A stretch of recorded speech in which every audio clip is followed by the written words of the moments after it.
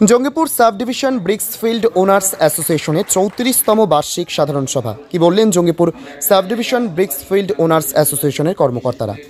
জঙ্গিপুর থেকে তরিকুল শেখের report, Jangipur TV. প্রিয় সদস্যগণকে আমার আন্তরিক স্নেহ ভালোবাসা জানাই। আমি বেশি কিছু বলবো না, সংগঠনের বিষয় নিয়ে একটি কথা বলবো। আজকের এই সভায় আমি একটি কথাই বলতে চাই, জোর দিয়ে বলছি এই কারণে যে আমাদের সংগঠনের সব থেকে বড় শক্তি হলো ঐক্য। এই ঐক্যের উপর ভর করে আমরা এতদিন সকল সমস্যার মোকাবেলা করে এসেছি এবং তার সমাধানও করেছি।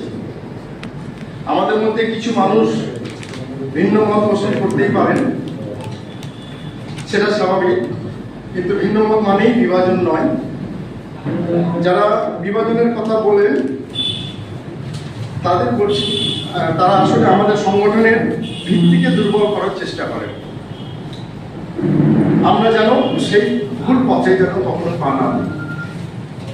আমাদের একটাই লক্ষ্য, সংগঠনকে শক্তিশালী করা এবং একসাথে এগিয়ে যাওয়া। সভাপতি মহাশয়কে